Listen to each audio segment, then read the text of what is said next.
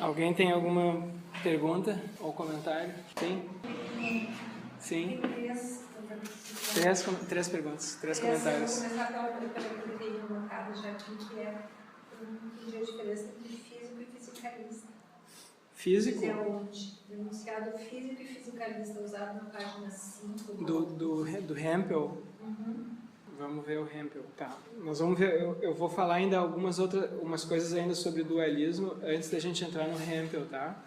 Mas eu acho que são sinônimos aí, ou são muito parecidos os significados. Enunciado físico, enunciado fisicalista, acho que ele quer dizer a mesma coisa. Não é a mesma coisa? Justamente porque colocou uma contraposição que eu não entendi direito. Eu estou tentando entrar aqui e não estou conseguindo, mas dá para deixar depois para não atrasar. Em que página está? Procurar com mais atenção também. Em que página está? Página 5. Página 5? Uhum. Vamos ver então. Essa é a tese dele, né? Todo enunciado psicológico dotado de significado, isto é, verificável ao menos em princípio, é traduzível em um enunciado que não figura mais nenhum conceito, psicológico, mas apenas conceitos físicos. Os enunciados da psicologia, portanto, são enunciados fisicalistas. Eles são sinônimos, ele está usando como sinônimo. Um enunciado fisicalista e enunciados em que apenas figuram conceitos físicos, ele está usando como sinônimos. Tá, mas vamos deixar isso aqui de lado por enquanto. E agora a frase seguinte ali. A frase seguinte: se distinguirmos a psicologia é parte integral da física. Assim, essa é a tese radical, né, dos primeiros behavioristas analíticos. A tese deles era de que a ciência toda podia ser unificada pela física. Todas as disciplinas científicas são, no fundo, físicas. Que aconteceria, isso aqui foi da década de 30, se não me engano, esse artigo, né? O que aconteceria com a física foi o mesmo que aconteceu com a química. A química, ela existe até hoje como uma disciplina separada. Mas do ponto de vista teórico, a química é parte da física. As explicações, a teoria química é física. O que distingue um elemento químico de outro são propriedades físicas. A razão pela qual a química se mantém ainda hoje como uma disciplina à parte da física diz respeito à aplicação, né, a aplicação da física para a produção de materiais, reações, que isso é muito difícil, porque o cálculo é muito complicado e a gente não, por exemplo, assim, a gente sabe que quando as pessoas estão lidando com substâncias químicas, por exemplo, aqui tem um plástico ou um metal qualquer, esses metais, esses plásticos, os que a gente encontra na natureza, mesmo os que são produzidos em laboratórios, eles são muito cheios de impurezas, não são materiais puros. Então, tu poderia, se tu tivesse materiais puros, se tu soubesse exatamente o que tem ali, tu poderia prever, usando a teoria física, exatamente quais vão ser as reações, quais vão ser as propriedades. Mas como tu não sabe exatamente o que tem ali, o que tu faz é generalização indutiva. Tu pega aquele material e testa ele empiricamente, sem saber exatamente o que tem ali e ver o que acontece com ele. Então, isso é o que fazem os químicos. Mas do ponto de vista assim, das explicações teóricas da química, elas são físicas. Então, o que o Hempel e outros positivistas lógicos inicialmente postularam era que isso aí aconteceria com todas as disciplinas. Só que, claro, não aconteceu. Então, tem uma história interessante aí disso. Depois a gente vai ver alguns detalhes, tá? Tem gente que sustenta hoje que isso, em princípio, não é possível. Tem gente que sustenta que, por exemplo, não é possível na biologia, porque a biologia teria princípios distintos da física, e tem gente que sustenta, em particular aqui, com relação às ciências da mente, que também as ciências da mente seriam irredutíveis à física. Mas tem gente que continua raciocinando nesses termos, ou enfim, um pouco modificado, mas assim, basicamente nessa linha, que são os materialistas redutivistas ou eliminativistas. Mas vamos... Foi o parágrafo imediatamente antes que me causou confusão, porque eu achei que fosse físico e fisicalista sinônimo, mas antes, assim, onde diz, assim, um enunciado que pode, sim, mudar o significado. Vai ter no início do parágrafo ou no final? Vai na 5. Sim, mas... Tá? Não, é lá no final... Tá. É a última frase do parágrafo anterior. Exato. Assim, um enunciado que pode, sem mudar o significado, traduzir-se em um enunciado da física, chamaremos de um enunciado fisicalista. Enquanto que reservaremos o nome enunciado físico àqueles que já estão formulados na terminologia da física atual. Então, enunciado fisicalista é um enunciado de uma outra disciplina, que não física, mas que pode ser traduzido para física. Então, em princípio, tu terias... tá bom, tem essa diferença, realmente. Ficou Enquanto que reservaremos o nome de enunciado físico àqueles que já estão formulados na terminologia da física. Então, os enunciados da psicologia, tu pode transformar eles em enunciados físicos. Tu trata eles como, eles chamam de enunciados fisicalistas. E os enunciados da física já são fisicalistas por natureza, né? Sim. Mas, em princípio, tu poderia traduzir toda a ciência em termos, assim, fisicalistas. É um projeto de unificação das ciências. Eles tinham um projeto da ciência de unificação. E o Círculo de Viena, sim. Círculo de Viena, claro. Hempel era um dos membros do Círculo de Viena, claro. Bom, tá. Mais alguma questão? Então vamos. Eu tinha umas coisas que eu queria comentar ainda aqui. Teve várias discussões na aula passada que ficaram meio que... Assim, eu fiquei muito satisfeito com o que eu falei. Então, eu queria retomar. Mas tem uma coisa ainda de aulas anteriores. Uma é com relação aos indícios empíricos. Eu falei, a gente está vendo aqui, a gente viu aqui diversos argumentos a priori para o dualismo de substância, né? Em particular, a gente viu 3 argumentos cartesianos, mas não apenas cartesianos, porque eles são usados por outros, não apenas de Descartes, mas porque eles são usados também por outros proponentes do dualismo. E eu falei que existem também enunciados, argumentos de tipo empírico.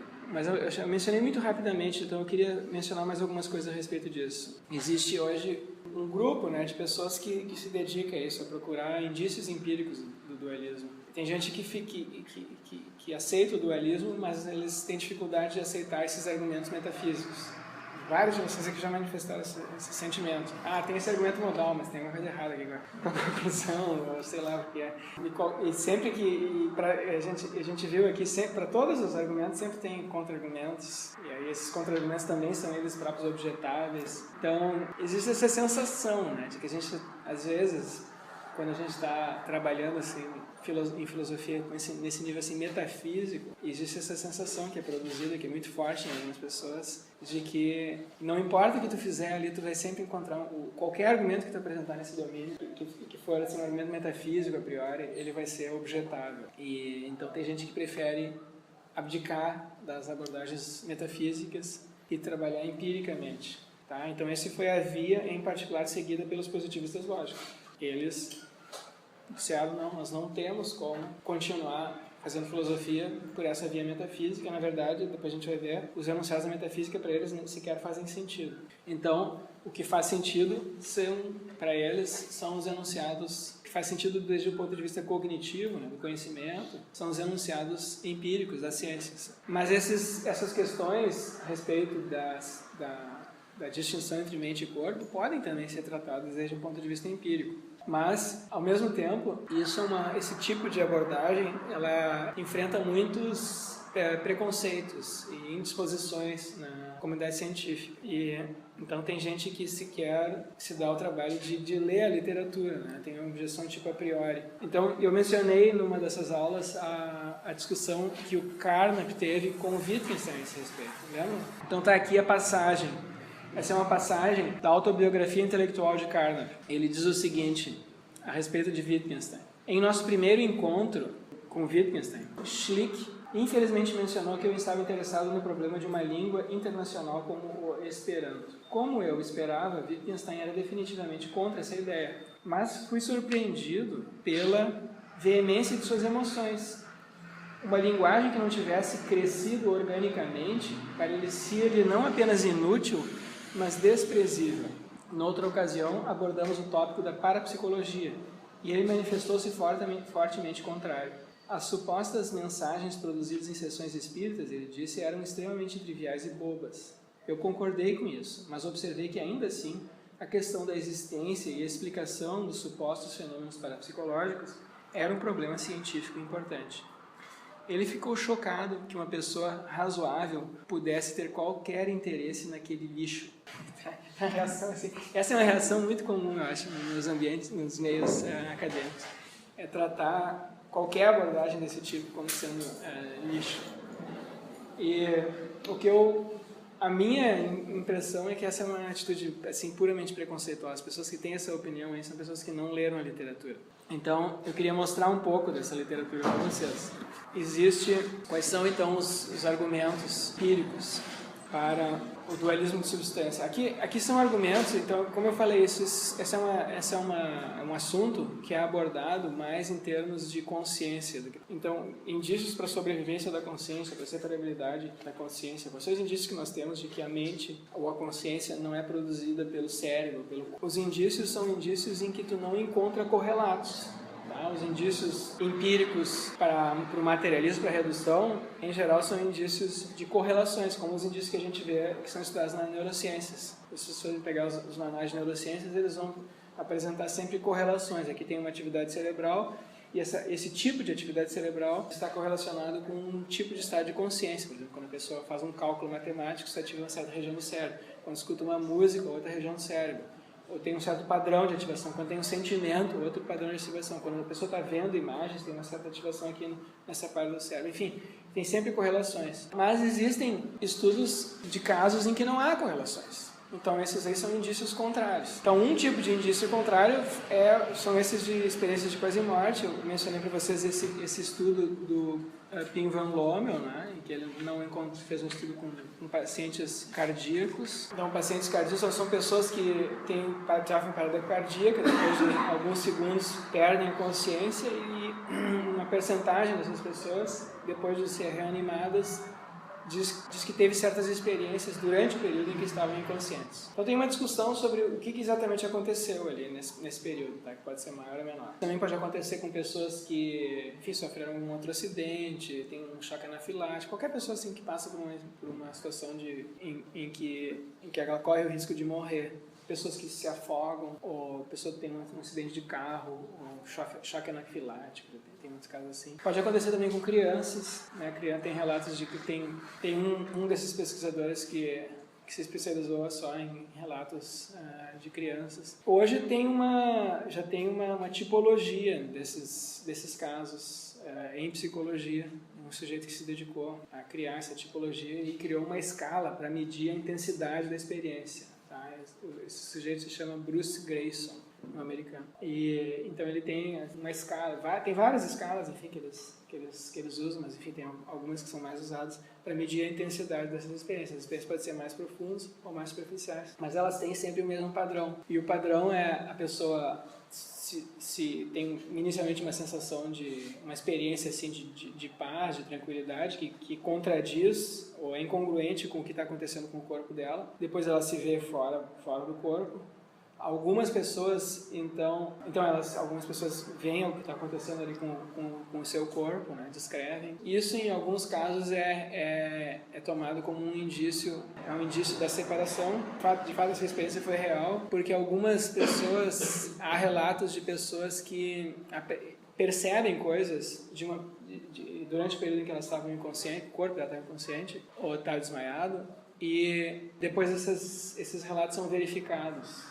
Então, tem uma coletânea de casos desse tipo. Agora, um sujeito que vem se dedicando a isso é um holandês chamado Titus Rivas. Aqui, ó. Esse livro aqui, The Self Does Not Die, isso é uma coletânea recente de casos com percepções verídicas. Percepções verídicas, assim, a pessoa tem uma experiência... Depois de reanimada, ela relata que teve uma experiência e essa experiência é confirmada por terceiros. Então, esse é um indício forte, né? É tido por esses pesquisadores como um indício forte de que, de fato, houve uma experiência real ali. Então, ela tem essa experiência de ver coisas fora do corpo. Algumas pessoas aprofundam essa experiência, dizem e tem também eles dizem uma revisão da própria vida. Isso acontece não com todas as pessoas, mas com algumas. A vida delas passa diante da mente delas como um filme e elas revivem aquelas situações que viveram no passado. E elas não apenas veem, ouvem, mas elas têm as sensações que elas tiveram naqueles momentos do passado e os sentimentos também. Algumas pessoas relatam que não apenas elas têm os mesmos sentimentos que elas tiveram naquelas ocasiões, mas elas interagem com os sentimentos das outras pessoas. Então, se elas fizeram uma coisa boa para outra pessoa, elas têm aquele sentimento, elas percebem diretamente o sentimento que outras pessoas tiveram. Se fizeram uma coisa ruim, tem aquela mesma sensação ruim que aquelas pessoas tiveram também. Então, esse é um outro estágio. Um outro estágio dessa experiência de coisa ruim.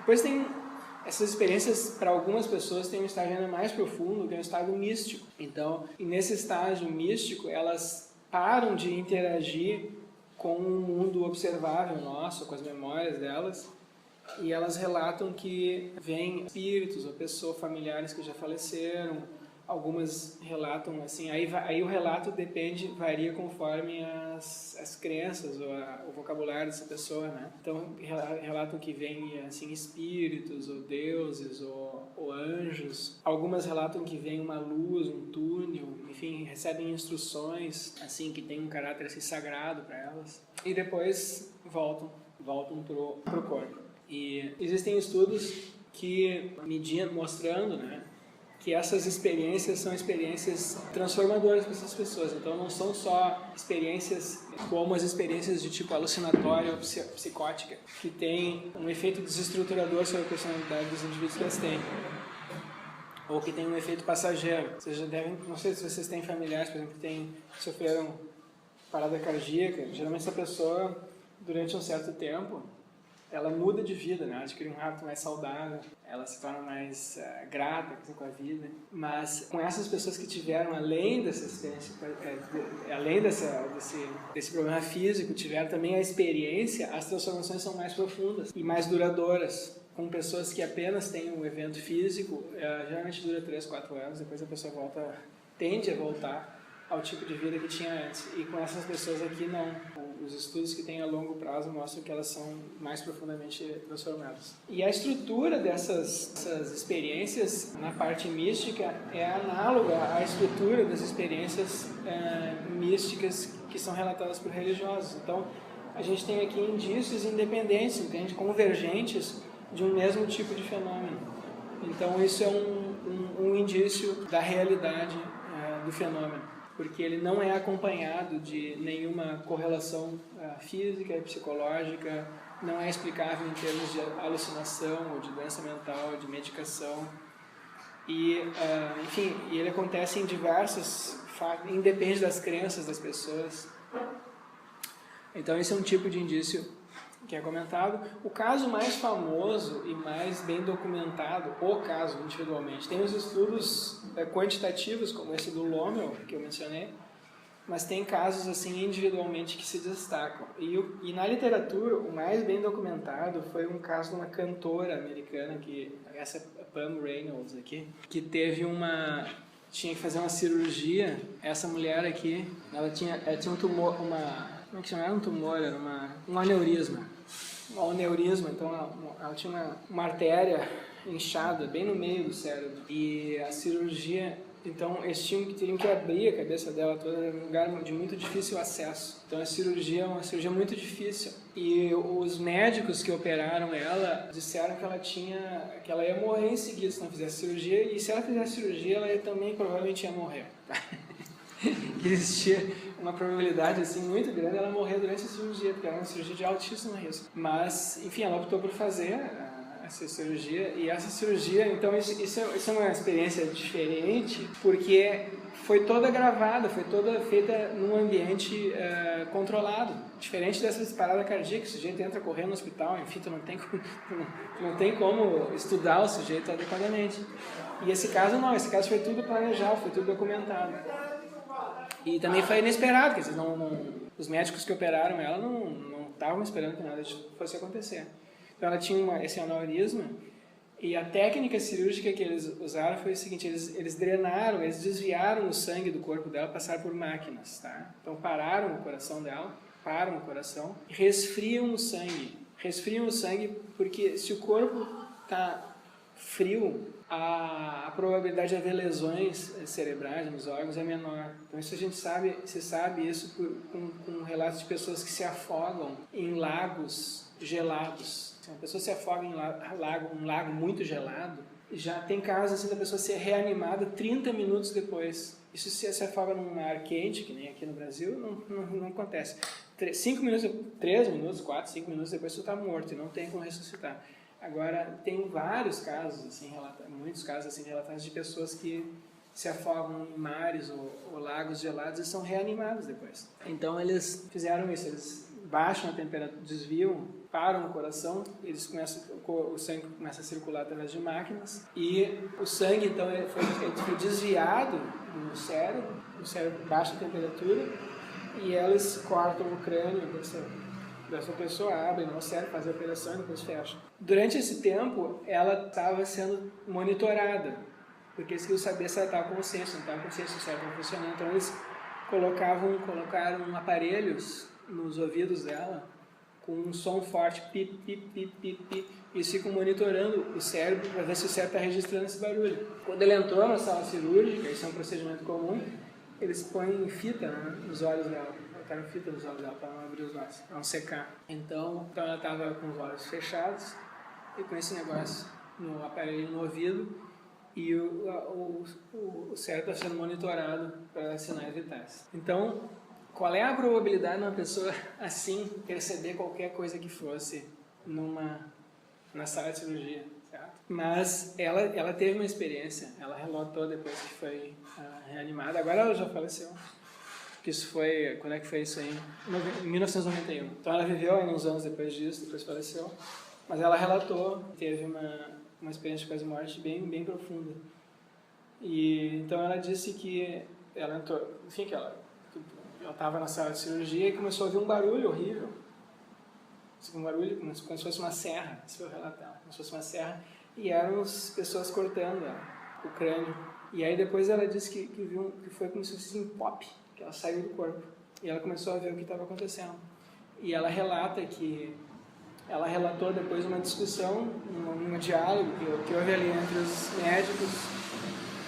O médico, eles iam desviar o sangue por uma perna e depois usar a artéria de uma perna, e aí não dava para ser ali, tiveram que fazer na outra, teve essa discussãozinha aí, o médico com as enfermeiras, ela relatou isso daí. Depois ela descreveu alguns dos instrumentos cirúrgicos que foram usados ali. Então, qual é a probabilidade, né, disso acontecer? Então tem o relato dela, tem o relato do médico, depois surpreso, né, dizendo que realmente não tinha nenhuma explicação para aquilo. E depois tem a experiência mais profunda dela. Ela relata o que aconteceu, que ela falou com um parente falecido já dela, e ela teve essas sensações de paz e de transcendência, e que inicialmente ela não queria voltar para o corpo, que era muito desagradável, que ela estava se sentindo livre. E daí, como que ela disse que ela foi como que empurrada de volta para esse parente dela. E, então esse é o relato de Pamela Reynolds, tá? Um caso que ficou famoso justamente por ter acontecido num ambiente clínico altamente controlado. Então esse é um caso difícil de se explicar. Existe uma literatura cética a respeito disso, desses casos, tá? Pessoas que sustentam que é o cérebro que produz a mente, e que esses casos, embora sejam difíceis de explicar, em princípio eles têm uma explicação de tipo fisicalista. Uma pessoa que escreveu bastante sobre isso se chama Susan Blackmore.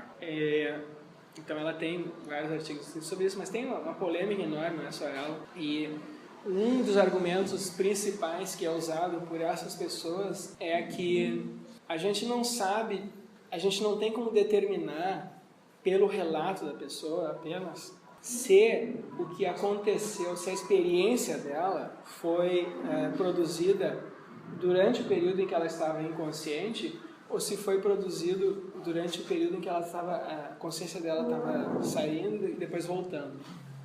Então pode ser que muitas dessas experiências de quase morte sejam produzidas não durante o período mesmo em que o cérebro não está funcionando, está parado, mas durante um período intermediário, que nem quando a gente está, sabe, quando a gente está indo dormir ou acordando, a consciência não está bem desperta.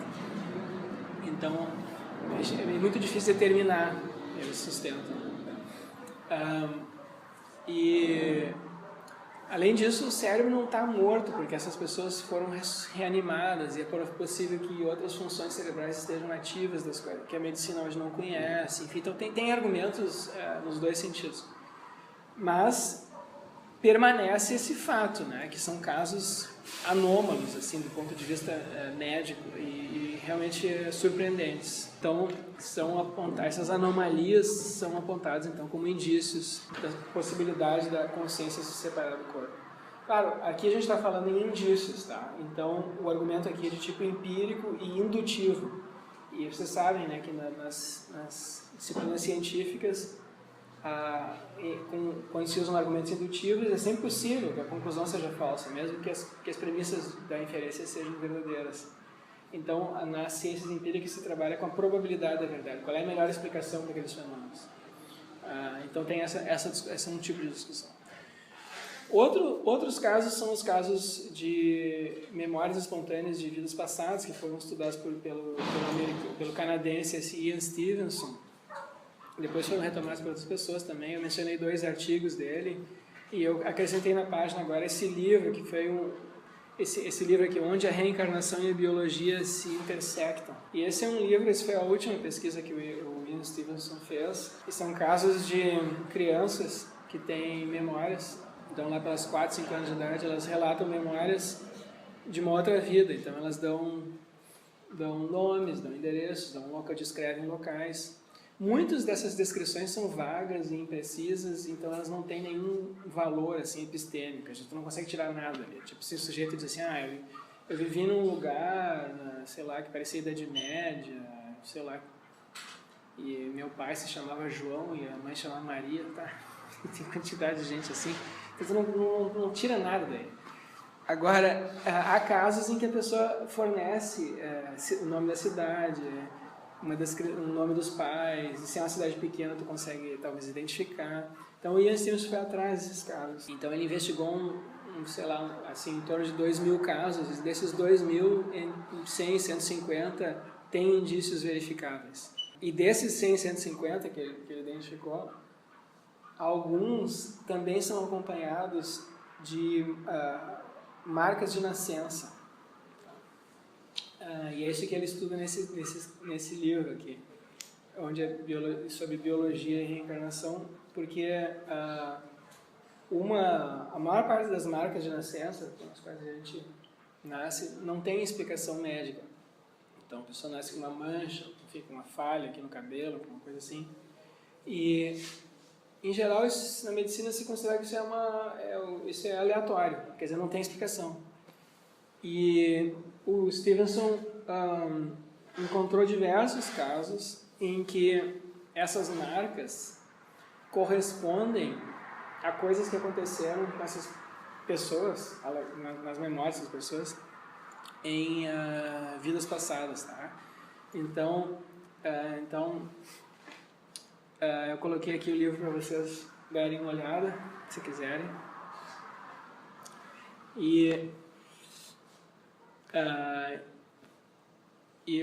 Uma coisa... Bom, agora eu não vou baixar isso aqui, vai demorar muito.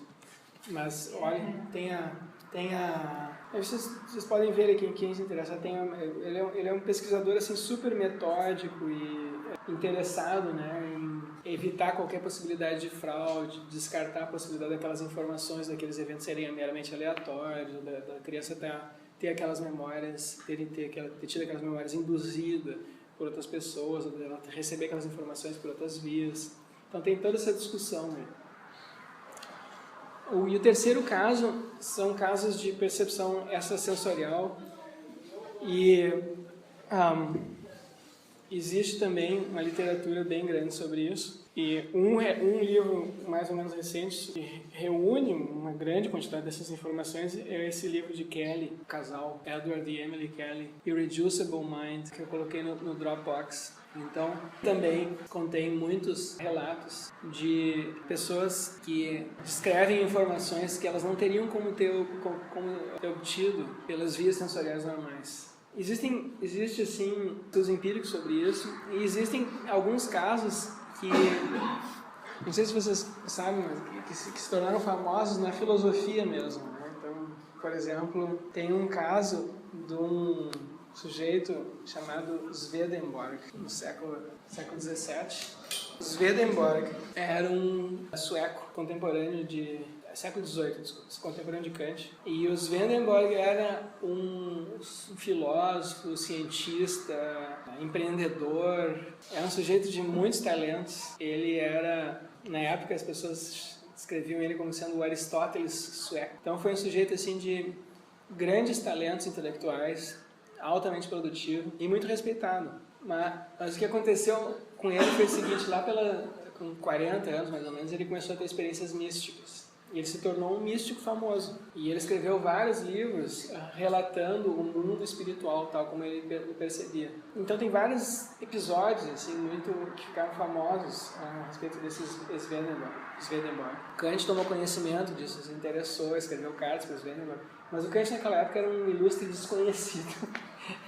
E o Swedenborg não respondeu as cartas dele. Mas o Kant depois se deu o trabalho de escrever sobre isso de maneira irônica e debochada. Mas olha só os casos, né? Há um caso que ficou famoso do Swedenborg. Ele está no interior, enfim, jantando numa família de aristocratas. E aí ele tem uma espécie de visão no meio do jantar. E aí ele relata um incêndio que estaria acontecendo numa outra cidade. E algumas dessas pessoas tinham casas nessa cidade. E ele fica um tempo ali relatando o que está vendo, o que está acontecendo, e relatando. E vai dizendo, olha, agora o fogo está pegando no bairro tal, agora não sei o que. Tinha uma pessoa que estava muito preocupada que se a casa dela ia queimar. Isso não te preocupa, o fogo terminou bem perto da tua casa, não vai pegar a tua casa. Então isso aconteceu ali.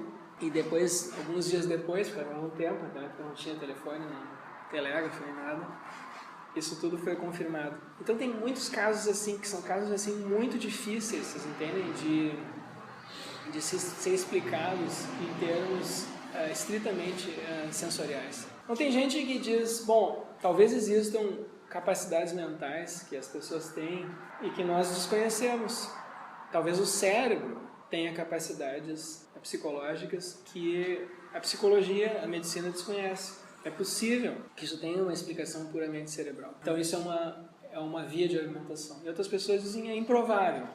Dizem seria mais fácil, a explicação mais provável nesse caso é uma explicação em termos dualistas ou quase dualistas, em termos de propriedades ou substâncias, ou uma consciência que se separa do corpo e percebe coisas de maneira não mediada pelos aparatos assim, sensoriais do corpo. Tá? E por fim tem uma literatura médica sobre discrepâncias entre, aqui tem um artigo, por exemplo, discrepâncias entre a estrutura cerebral e o funcionamento cognitivo. Tem alguns fenômenos médicos que são muito difíceis de explicar. Por exemplo, tem pessoas que nascem com o cérebro altamente atrofiado, nascem sem um hemisfério do cérebro, ou que tem apenas uma porção muito pequena do cérebro. E, no entanto, desempenham, exibem funções cognitivas que geralmente são atribuídas àquelas partes do cérebro que estão faltando. Então, esses são casos aqui em que não fica nem um pouco claro qual que seria como é que tu pode correlacionar uma coisa com a outra, porque há uma parte importante do cérebro que está faltando, que supostamente seria essencial para o desempenho daquelas faculdades cognitivas, e, no entanto, as pessoas estão exibindo essas faculdades cognitivas, mesmo assim. Tá? Então tem uma literatura médica sobre isso. São também casos de anomalias, são anomalias médicas. E essas anomalias, de novo, são interpretadas por algumas pessoas como indícios de que a mente não é algo cerebral, não é o cérebro, não é produzido pelo cérebro, mas algo puramente mental, que tem que ser explicado em termos estritamente mentais. Então essa é a literatura. Aqui tem sim. A mente não fala como se fosse de consciência? Não, porque tem partes da mente que são inconscientes, né? Tem partes da mente que são inconscientes. Assim, teve uma pessoa que eu não sei se não está aqui hoje, que perguntou sobre consciência no ano passado. Eu fiquei pensando sobre isso. Essa distinção que a gente faz hoje entre consciência e inconsciente é recente. Ela é devida a Freud, né? Então, antes disso, quando se falava da mente consciente. Eram sinônimos. E hoje, com a psicanálise, com a psicologia, se separa essas coisas. Então, a mente tem uma parte que é egóica, enfim, tem outras funções da mente, além do ego. E a maior parte da nossa mente, hoje, isso é o que os psicólogos e psicanalistas dizem hoje, mas a maior parte da nossa mente é inconsciente. A maior parte do que acontece na nossa mente não chega à consciência. Então, quando a gente está lendo esses textos mais antigos, como por exemplo de Descartes, essa distinção não aparece, né? Mas quando a gente começa a ler as coisas mais recentes, isso é essencial. Então, muitas vezes, na filosofia da mente contemporânea, as discussões sobre consciência são mais proeminentes. Então, muitas vezes eles colocam a questão assim entre como é que o cérebro produz a consciência e não como é que o cérebro produz a mente, porque a consciência é algo ao que nós temos acesso cognitivo direto. A parte inconsciente da mente, a gente não tem acesso cognitivo direto, só indireto. Então, a questão se coloca nesses termos mais específicos agora, tá? Mas a consciência é isso que aparece para a gente num estado de físico como esse em que nós estamos agora. Mas assim, tem muitas coisas que estão acontecendo na nossa mente, em geral, agora, e que não chegam à nossa consciência. E hoje tem teorias assim quer dizer, a parte do funcionamento mental cujos mecanismos são mais bem conhecidos em termos cerebrais é a visão, porque essa é uma parte do cérebro que é evolutivamente muito antiga, né? Nós desenvolvemos a visão muito cedo em termos evolutivos, e muitos bichos têm uma estrutura visual parecida com a nossa. Então, tu pode estudar esses outros bichos à vontade, sem problemas éticos, porque não pode abrir a cabeça no ser humano só para resolver um problema filosófico, né? Então, mas as pessoas então estudam o sistema visual, e em bichos aí tu vê assim, tem uma boa parte do processamento visual é inconsciente, e acontece em camadas, e só uma camada desse processamento é que produz isso que nós chamamos de consciência. Mas tem muitas coisas no processamento visual que são inconscientes. Por exemplo, tem uma parte do processamento visual aqui que diz respeito à discriminação entre esse objeto e os objetos ao redor aqui. Isso é inconsciente para nós. A gente não percebe isso. Existe uma segunda camada do processamento visual que nos dá essa imagem aqui do objeto. Existe uma terceira camada do processamento visual que também é inconsciente, que nos dá a forma do objeto. Então, por exemplo, se eu estou olhando aqui para esse objeto, vocês também, se eu viro ele, eu sei que é o mesmo objeto, embora a aparência seja bem diferente, né? Mas a gente não fica com a sensação de estou vendo uma outra coisa agora. É a mesma coisa. Eu sei que é a mesma coisa. Mas esse eu sei que é a mesma coisa, isso é inconsciente. Então, isso tem assim... Então, tem muitas coisas que acontecem na nossa mente e que produzem essa intuição, essa certeza, né? Ou essa crença em nós de que é o mesmo objeto, embora a gente não saiba exatamente por quê, porque os indícios que são diferentes, a aparência é diferente. Então, isso a gente sabe porque tem pessoas que sofreram lesões cerebrais, por exemplo, numa dessas camadas de processamento visual, e elas têm a consciência visual, mas não sabem que é o mesmo objeto, mostram um objeto assim, não sabem que é o mesmo. Então, isso eu mencionei já para vocês, tem vários livros famosos aí, do Oliver Sacks, o homem que confundiu sua mulher com um chapéu. Ele relata muitos casos desse tipo, sujeitos assim que têm lesões cerebrais, algumas deficiências, e aí perdem a consciência delas fica afetada, porque aconteceu algum tipo de falha ali no processamento. Mas não é que elas ficaram cegas, não ficaram cegas. Né? Então tem muitos casos desse tipo. Assim. Tem, por exemplo, pessoas que perdem a capacidade de discriminação, de formar a imagem consciente. Então tem uma parte do nosso sistema visual que está dedicado a formar imagens mentais. E tem outra parte do nosso processamento visual que está ligado à coordenação entre as informações que chegam e as nossas ações. São processadas. Não é o mesmo processo, tá? Cerebralmente. Então, por exemplo, assim, tem uma informação visual que está me chegando aqui, agora eu posso pegar esse objeto. Então, se tu tem pessoas que têm afetados a parte de processamento visual que gera a consciência visual, as pessoas ficam cegas, elas não estão vendo nada, mas elas não perderam essa outra capacidade por completo, e elas são capazes de pegar objetos. Aí tu pergunta, não pega o objeto. Tem um teste famoso que foi feito, coloca uma carta, pede para a pessoa colocar uma carta na caixa de correspondência, né? E a pessoa acerta mais do que uma pessoa que é completamente cega. É inexplicável como é que ela acerta. Ela acerta porque ela consegue colocar a folha, o envelope na caixa de correio com acertos muito maior do que seria explicável se ela fosse completamente cega. Ela está vendo alguma coisa ali, só que ela não tem consciência. Então tem muitas coisas que acontecem na nossa mente. Claro, isso eu só estou falando da visão, porque tem outras coisas que são muito mais complexas que isso, né? Nesse sentido, que é o processo mentais, processos mentais.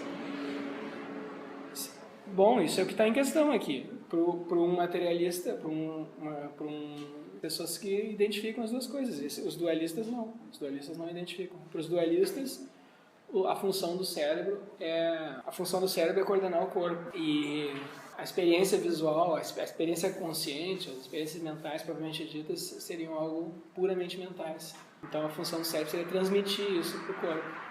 É o que Descartes diz e é o que dizem os dualistas contemporâneos também. A função do cérebro é transmitir pensamentos, vontades, sentimentos para o corpo e receber do corpo informações. Mas a mente mesmo não é produzida pelo corpo, não é completamente produzida pelo corpo. Existe a possibilidade também, né, de ser parcialmente produzida pelo corpo e parcialmente não ser produzida. Então tem várias alternativas. Mas o que os dualistas dizem em geral é isso, que a gente tem indícios de uma separabilidade. Outra coisa que eu queria comentar ainda aqui é com relação ao último argumento de Descartes, sobre o qual a gente falou na aula passada, o argumento da divisibilidade. Tudo bem com relação... Até aqui alguém gostaria de dizer alguma coisa? Com relação ao argumento da divisibilidade, então, de Descartes, na meditação sexta, parágrafo 33, na meditação na edição da coleção Os Pensadores. Eu apresentei um resumo do argumento assim: corpos são divisíveis, mentes são indivisíveis, logo os corpos e mentes são distintos pela lei de Leibniz. E aqui está o parágrafo onde Descartes fala disso, um dos parágrafos onde Descartes fala disso, tá? Para começar, pois, este exame, noto aqui primeiramente que há grande diferença entre espírito e corpo, pelo fato de ser o corpo, por sua própria natureza, sempre divisível e o espírito inteiramente indivisível.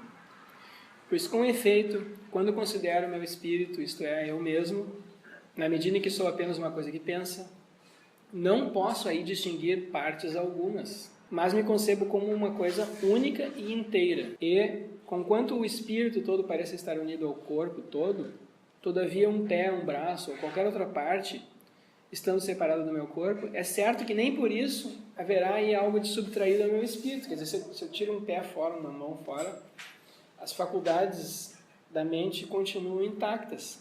As faculdades da mente, a consciência, os sentimentos, as vontades. Aí ele diz, e as faculdades do querer, sentir, conceber, etc., não podem propriamente ser chamadas suas partes, pois o mesmo espírito emprega-se todo em querer e também todo em sentir, em conceber, etc. Quer dizer, eu não tenho como...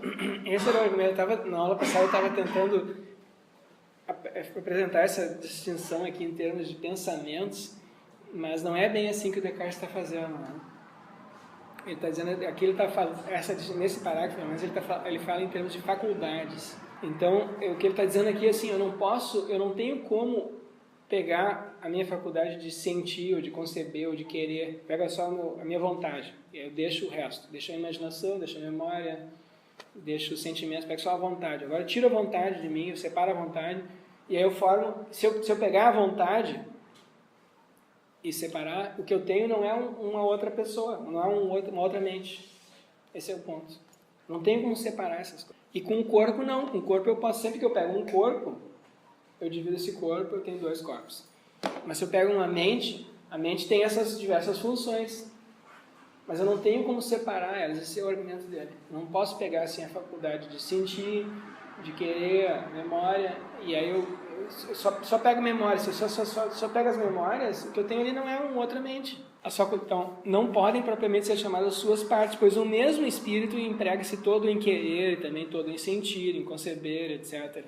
Aqui Descartes talvez tenha um ponto interessante aqui, porque de fato, em psicologia hoje, se supõe que se diz, né, que tu não pode separar, eliminar. Quando tu elimina uma parte, uma dessas faculdades, a mente como um todo fica afetada, né? Então, não é como se tu tivesse partes que funcionam mais ou menos autonomamente.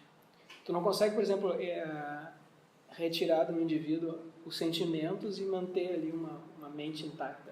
Ou outras partes da mente funcionando intactamente. Se tu tira os sentimentos, o raciocínio não fica intacto.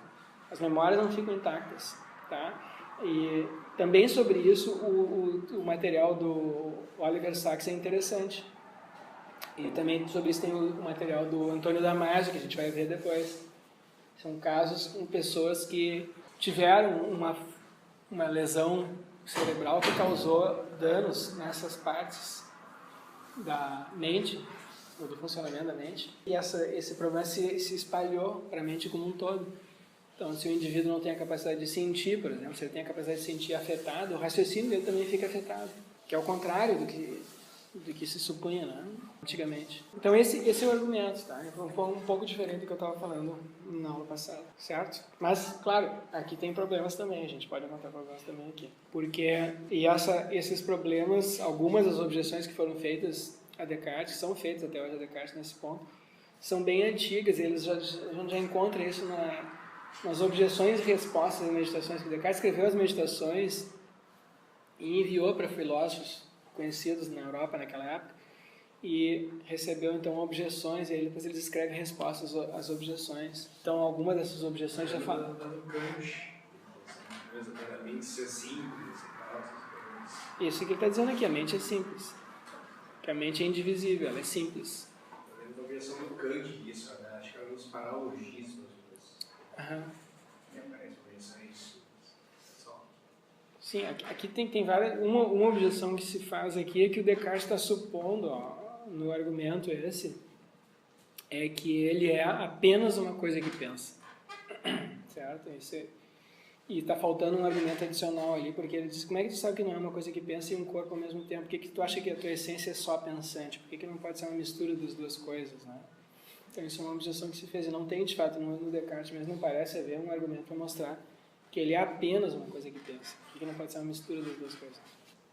E, além disso, como a gente viu já no caso do argumento no argumento modal anterior, parece que está faltando um argumento adicional aqui para mostrar o dualismo de substância, porque esse tipo de dualismo que o Descartes está mostrando aqui seria, em princípio, compatível com o dualismo de propriedades. Então a gente precisa de um argumento adicional, tá? Então tem gente que apresenta esse argumento adicional, tem gente que não.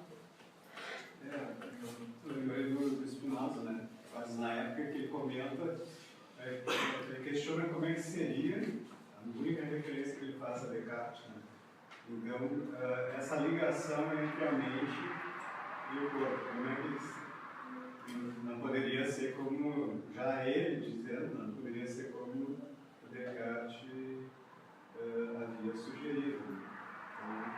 Então, isso me parece Sim. também um argumento. Sim, isso contra, né? claro, esse é o problema da interação. O problema da interação. Aqui a gente está vendo só argumentos para separação, ou para distinção, né? Por que são distinguíveis corpo e mente?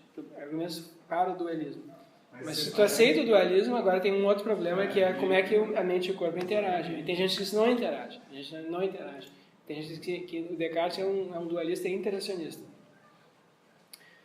Um dualista interacionista contemporâneo que eu não mencionei é o Karl Popper. Karl Popper tem um livro com John Eccles, que é um neurocientista, enfim, que defende o dualismo interacionista. Mas, então, com relação ao interacionismo, a principal objeção é a da princesa Elizabeth, né? Como é que eles interagem. O Descartes tem uma explicação em termos da glândula pineal. E, enfim, tem estudos aí sobre isso. A glândula pineal é bastante... A função da glândula pineal na medicina é meio incógnita, não se sabe dizer para que ela serve. Então, os estudos que tem sobre a glândula pineal são muito assim incipientes. Mas depois eu deixo aqui na página da disciplina algumas pesquisas sobre isso, tá? Então, tem gente que argumenta que ela de fato pode ter uma função de transmissão de pensamentos, que pode ter uma função ligada à consciência, à mente, ao funcionamento da mente como um todo. As funções tradicionalmente atribuídas à glândula pineal na medicina têm a ver com a regulação dos hormonal, com vistas assim aos ciclos, né? Inverno, verão, dia e noite, os ritmos circadianos. Oi? Tem mais alguma função que a glândula pineal desempenha? Isso é uma questão que é uma dúvida, né, que existe na medicina. Mas existem pesquisas então que foram feitas mostrando circunstâncias em que ela se ativa mais ou se ativa menos, dependendo da atividade mental. E esses são estudos interessantes que sugerem que ela pode, de fato, ter alguma coisa a ver com a transmissão de pensamentos e de sentimentos, exatamente como o Descartes afirmava. Só que os argumentos que o Descartes usou para dizer que era a glândula pineal que fazia isso são argumentos fracos, né? Porque ele diz assim, o argumento que ele usa está nas paixões da alma. Ele diz, a transmissão do pensamento para o corpo tem que ser feita pelo cérebro. Porque não é pelo nariz, não é pelos olhos, enfim, não é pela minha mão.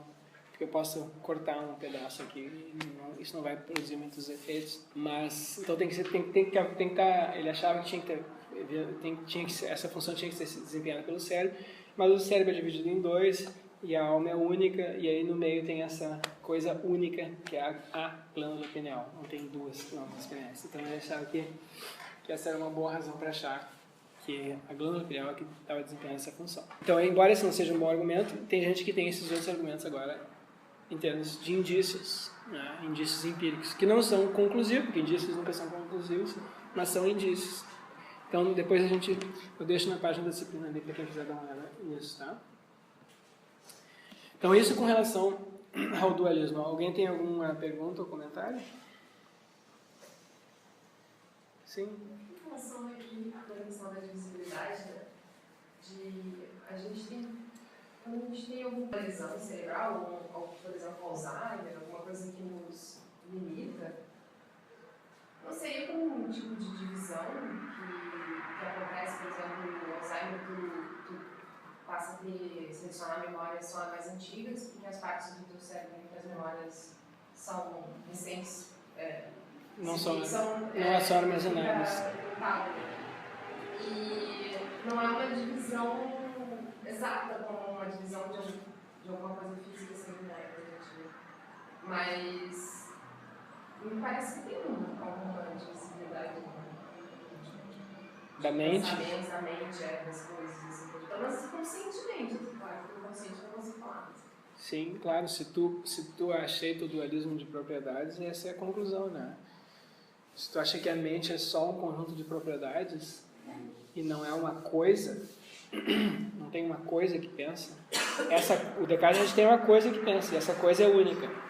E os pensamentos, os sentimentos são propriedades ou atributos dessa coisa. Agora, se tu acha que não tem uma coisa, que tem um cérebro e tem um monte de propriedades agora mentais, então agora tu não tem uma coisa pensante, tu tem um conjunto de propriedades. Essa é a chamada teoria do feixe, da mente como um feixe de propriedades. E aí, de fato, tu teria divisibilidade, porque na verdade não tem. A mente não é uma coisa única, é um conjunto contingentemente, que se manifesta contingentemente nesse mesmo corpo, num único corpo. Então, isso é o que a gente estava falando na aula passada. Então, aí de fato, né? Tu pode ter propriedades que existem independentes umas das outras. Tu pode ter essas memórias, tu pode ter uma memória aqui, outra memória lá, elas podem ser separadas, pode ter separado da tua vontade, assim por diante, assim. Mas complementando, fiquei com uma dúvida. Como é que o Descartes pensaria as pessoas que pensam a mente como uma coisa sólida, como uma coisa que pensa, que sente e tal. Mas houve uma mudança. Você tem uma lesão lá, você vai falar da Damasio, mas algumas lesões,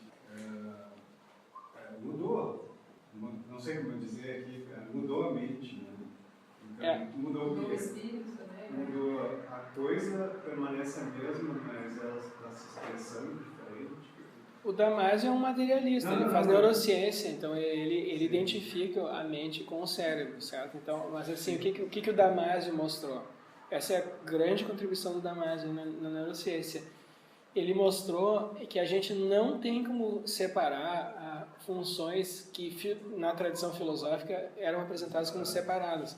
As funções racionais, a memória, os sentimentos, as emoções, uma emoção da outra. Se tu não tem a capacidade de ficar triste, tu também vai perder a capacidade de ficar feliz, entendeu? Tu não tem uma coisa assim, tu não pode tomar uma pílula, agora eu vou ficar só feliz. Não existe isso, elas estão interrelacionadas. Minha pergunta não é em direção a eu acho que até deu exemplo errado, assim, mas Descartes mesmo. Alguém que entenda a mente como uma coisa só. Ela mudou. Tem um Alzheimer aqui, tem um problema afetivo. O afeto sumiu, digamos. A mente mudou. A mente mudou para essa coisa única mudou? As propriedades dela mudaram, mas ela continua a mesma. Certo? Da mesma maneira que o teu corpo mudou desde que tu nasceste, teu corpo, mas tu é a mesma pessoa, a tua identidade é a mesma. O dualismo de substância não tem uma resposta para isso. O dualismo de substância, a alma é a mesma, embora as propriedades da alma mudem. eu sou a mesma pessoa que eu era ontem, embora hoje eu tenha pensamentos um pouco diferentes. 10 anos atrás eu tinha pensamentos bem diferentes do que eu tenho hoje, mas eu sou o mesmo sujeito. E para pessoas como David Hume, por exemplo, essa ideia de um sujeito é uma ilusão, não tem um eu. Isso é uma ilusão.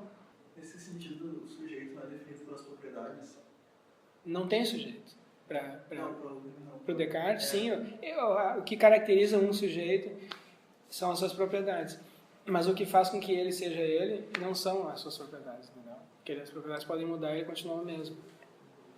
A sua essência não é ter essa ou aquela propriedade. Da mesma maneira que um objeto físico. Eu pego esse objeto físico, eu pinto ele de uma cor, de outra, essas propriedades podem mudar, mas ele vai continuar sendo esse objeto aqui. Então, as minhas propriedades mentais, meus sentimentos, meus pensamentos podem mudar, sem que eu deixe de ser quem eu sou. Então, tem esse argumento adicional, que foi o que eu tentei apresentar na aula passada, o argumento do Lowe e do Foster, enfim, são dualistas de substância contemporâneos, que argumentam que eu não tenho como falar dessas propriedades mentais, dos pensamentos, sem falar do sujeito que tem esses pensamentos. Uma coisa leva a outra, necessariamente. Eu não tenho como identificar um pensamento sem associar a esse pensamento um indivíduo. Faz parte da identidade de uma propriedade mental ser uma propriedade mental de alguém. A gente está enfrentando esses problemas assim em camadas, né? Eu apresentei inicialmente muito superficialmente, agora a gente está entrando nos detalhes e a gente pode continuar só isso aqui o semestre inteiro, tá? Porque, enfim, esse assunto aqui, cada um desses argumentos aqui do Descartes, dá uma tese, dá pesquisa para a vida inteira. E tem gente que faz só isso, né? Mas, como eu falei para vocês, isso aqui é uma disciplina introdutória, então eu estou indo adiante, mas vocês têm que ficar à vontade para me interromper e cobrar mais explicações. Se eu souber dar, eu darei, tá? Eu vou seguir adiante, tá? O que aconteceu foi que houve uma mudança, digamos assim, na cultura em geral, desde a época de Descartes para o século XX. E uma mudança importante que aconteceu foi com relação à percepção que as pessoas tinham da ciência, dos desenvolvimentos científicos. E no início do século XX, ao contrário na época de Descartes, a ciência passou a ter um papel assim, espetacularmente influente na mente dos filósofos e enfim, dos intelectuais em geral, por causa dos sucessos surpreendentes que a ciência alcançou durante o século XIX. Então houve a Revolução Científica, né, nos séculos XVI, XVII, depois houve uma segunda onda de revoluções científicas no século XVIII, a criação da biologia, né, da genética, no século XIX. Depois houve transformações importantes ali com Einstein, mecânica quântica, houve diversas assim, mudanças científicas, tecnológicas importantíssimas que aconteceram nesse período. E a expectativa das pessoas com relação à filosofia e à ciência mudou. E uma consequência disso foi que muita gente passou a ver a ciência como um repositório de conhecimentos assim mais ou menos inesgotáveis, né? Então que muitos dos problemas que eram no passado insolúveis seriam solucionados com o avanço da ciência. E muitas assim coisas que pareciam anômalas seriam eventualmente explicadas em termos exclusivamente científicos, portanto materialistas, fisicalistas. E um grupo de pensadores que tentou sistematizar isso na filosofia foram os positivistas lógicos. Tá? Então, eu passei para vocês o texto do Hempel, eu vou só introduzir a ideia geral hoje, a gente continua na semana que vem. Uma tese importante dos positivistas lógicos é que diz respeito à significatividade dos enunciados. Eles têm uma tese sobre quando é que uma afirmação ela é cognitivamente significativa, quando é que ela faz sentido, quando é que eu posso compreender ela como uma afirmação de conhecimento. Eles adotaram um critério empirista, chamado critério empirista de significação.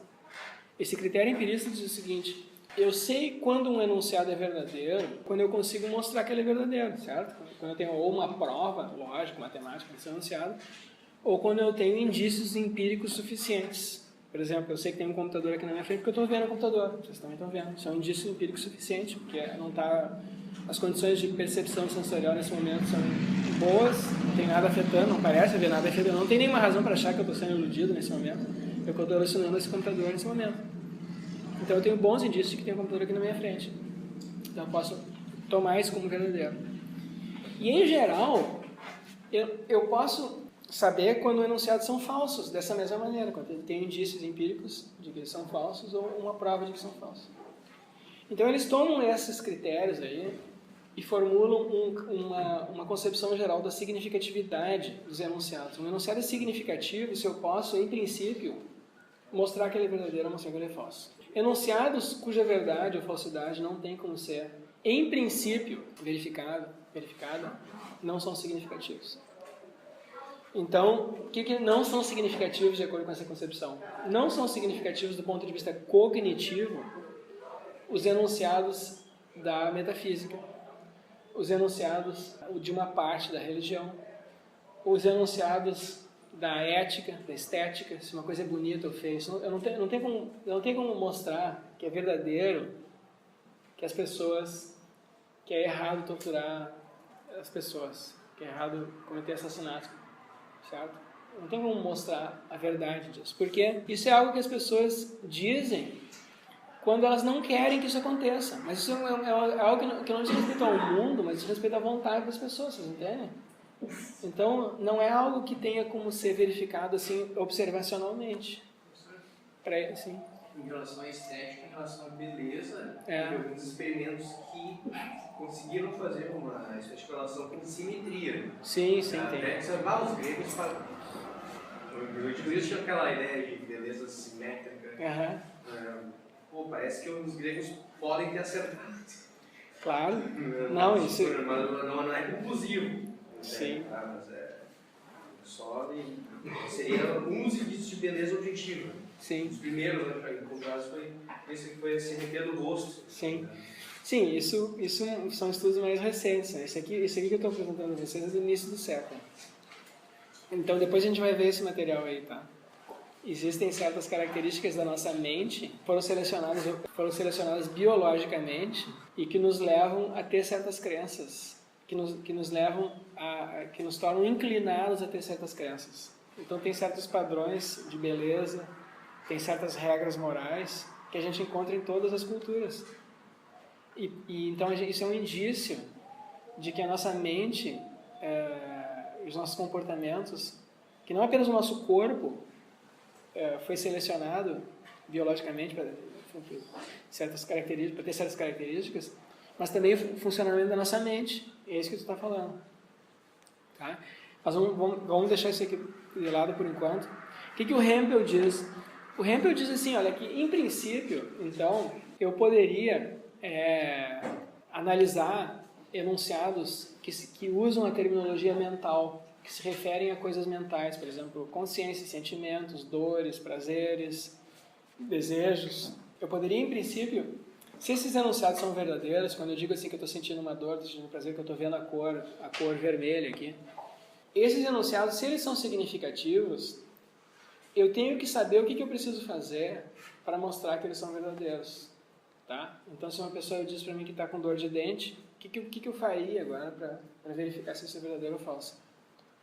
Certo? Então, se esse enunciado é significativo, se não tem nada que eu possa fazer para ver se essa pessoa está mesmo com dor de dente, então esse é um enunciado que não é significativo, ele está simplesmente manifestando lá a vontade dele, o sentimento dele, mas não é algo que descreve objetivamente o mundo. Então, em princípio, eu poderia, se o enunciado é significativo, tentar traduzir isso, aquele enunciado, por um conjunto de outros enunciados que não usa a terminologia mental, porque eu não tenho como acessar diretamente a mente das outras pessoas. Então eu não sei o que está acontecendo. Se a pessoa me diz que está sentindo isso, está vendo aquilo, tu me diz que está vendo a cor vermelha, eu não tenho como saber o que está acontecendo dentro da tua mente, porque eu não tenho acesso a isso. Agora eu posso saber como é que está se comportando, o que tu diria, enfim, como é que tu interagiria. E isso é verificável. Então o que o Hempel diz é que os enunciados da psicologia, todos eles, na parte que é científica, que é cognoscível, podem ser traduzidos para o vocabulário fisicalista. Então, olha um exemplo que ele dá. Por exemplo, o exemplo que ele dá aqui com Paulo tem dor de dentes. O que uma pessoa quer dizer quando ela enuncia algo desse tipo? Paulo tem dor de dentes, está com dor de dentes. Primeiro, Paulo chora e faz gestos de tal e tal espécie. Faz assim, coisa assim. A questão, o que você tem, Paulo articula as frases. Tem uma dor de dentes. Eu pergunto para ele o que tu tem, ele responde com esses sons, ou com escrito. Um exame mais de perto revela um molar cariado com a polpa exposta. A pressão sanguínea de Paulo, os processos digestivos, a velocidade das suas reações apresentam tais e tais alterações. No sistema nervoso central de Paulo acontecem tais e tais processos. Enfim, tem uma lista aqui, essa lista pode ser bem mais extensa, que é formada apenas de enunciados que não contêm eles próprios termos psicológicos. Vocês entendem? Nenhum desses enunciados aqui, que eu acabei de ler, tem termos psicológicos. Todos eles descrevem estados físicos ou comportamentos observáveis, portanto físicos também. Então, qual seria o significado da palavra, da frase Paulo tem dor de dentes? O significado dessa frase seria, ela é uma abreviação de um conjunto de frases que são todas elas físicas, descritivas do mundo físico ou de comportamentos físicos. Então, o que o Hempel e os positivistas propuseram? Nós podemos traduzir todo o vocabulário físico, todas as frases que contêm vocabulário físico, psicológico, para frases que não contêm esse vocabulário, contêm apenas termos descritivos, certo? Então a gente eliminaria qualquer referência à mente. A gente pode descrever agora, tá? A gente pode descrever tudo aquilo que a gente descreve usando o vocabulário mental, a gente poderia, em princípio, descrever usando um vocabulário estritamente fisicalista. Então, esse foi um projeto que eles adotaram na década de 30 e que tem como consequência isso aqui que a gente leu antes. A psicologia é parte integral da física, tá? Porque os enunciados da psicologia podem ser todos eles vertidos, em princípio, para o vocabulário da física. Esse exemplo aí tem algo orgânico que pode ser puxado, que é o dente caiado. Exatamente, tem dente caiado. Sim, tá fácil de fazer. Mas não é só isso. Se tu pergunta que ele está com dor de dente, ele responde de uma certa maneira. Isso também é físico. Tá. Mas se eu dizer que eu estou aflita? Se tu tá aflita, tu vai exibir certos comportamentos. Porque ninguém diria assim, ó. Você não diria assim, tô super aflita agora. Não, isso aí não é. Tu não tá aflita. Tu tá só falando que tá aflita, mas tu não tá aflita. Um psicólogo é capaz de identificar se tu tá mesmo aflita. Por meio de outras coisas. Não é só o que tu diz que indica o que está acontecendo contigo. Isso é outra coisa, que viu uma coisa, ó. O que eu quero apontar é que esse exemplo aí é um exemplo bem tendencioso, porque tem ali um dente caiado. O que eles dizem, claro, mas assim, então vamos ver, vou fazer um desafio para ti. Encontre um exemplo em que isso não é possível fazer. Em que não é possível fazer essa tradução. Porque do aflita é possível fazer a tradução. Se tu está aflita e não demonstra nenhum comportamento de aflição, então tu não está aflita. E aqueles comportamentos aquelas situações em que tu tens, tu vê lá no consultório de psicologia, tu tá tendo uma reação, e aí tu vai atrás do que é aquela reação, parece que tu tá bravo, mas não, tu não tá bravo, tá apaixonado, né? Você não, por que tu não pode estar apenas cansado? Pode, claro, mas aí tu tem que... a mesma coisa é quando tu está fazendo física. Às vezes tu vê um fenômeno, parece uma coisa, mas não é outra. Tu tem que ir mais a fundo. Isso acontece na física também. Aqui tem um fenômeno, parece que é uma substância tal, vamos ver de perto, não é isso, é outra coisa. A mesma coisa na psicologia. Quer dizer, nesse ponto, os positivistas estão tranquilos com ele. Essa objeção aí não é fatal para eles. Tu tem que dar um exemplo de uma frase, de um enunciado que, em princípio, tu não consiga traduzir para transformar em algo físico. Traduzir para o vocabulário físico. Não é aí que os funcionalistas não é essa crítica que eles fazem. Peraí, vamos ver, deixa eu ver o Wilton aqui. Eu não sei também, não importa. Não, deixa eu... E por que não é materialismo daí? É um tipo de materialismo, só que claro, mas é um tipo específico de materialismo que se chama fisicalismo, porque eles estão dando privilégio para a teoria física, em detrimento de outras teorias sobre matéria, sei lá, biologia, química. Eles elegeram essa aí como o foco de referência. Falando para a colega lá, dá para desculpa, mais uma coisa? Colega? Não, pode falar. Se a gente pode transformar em frases físicas como sucesso, né? Ansiedade e motivação. Em algum momento de ansiedade e motivação vamos bifurcar. Né? Não tem aceleração cardíaca, eu estou avermelhado, eu estou vendo meus músculos contraídos e tal. Sim. Mas uma eu estou, sei lá, triste, outra estou alegre. Sim. Mais triste e alegre, né? Sim, o fato de que tenha coisas que a gente não perceba de imediato não é uma razão suficiente para a gente rejeitar o projeto, porque pode ser que isso seja uma falha na nossa capacidade de perceber, exatamente, de conhecer. Talvez tenha coisas que a gente nunca vai conhecer, mas isso talvez aconteça na física também. A física talvez tem coisas do mundo físico que a gente nunca vai conhecer porque a nossa capacidade de observação é limitada, porque o nosso intelecto é limitado. Isso talvez certamente vai acontecer também na psicologia. Mas, enfim, né? Então, vamos ver, tu queria falar. Uma objeção poderia ser que os fisicalistas não conseguiriam descrever a experiência que eu, como primeira pessoa, tenho enquanto tenho a dor de dente, por exemplo. Qual é a experiência que tu tem? Eu tenho uma experiência enquanto estou tendo dor de dente. Sim. Eu, como primeira pessoa. Sim. Como que isso seria escrito por um enunciado fisicalista?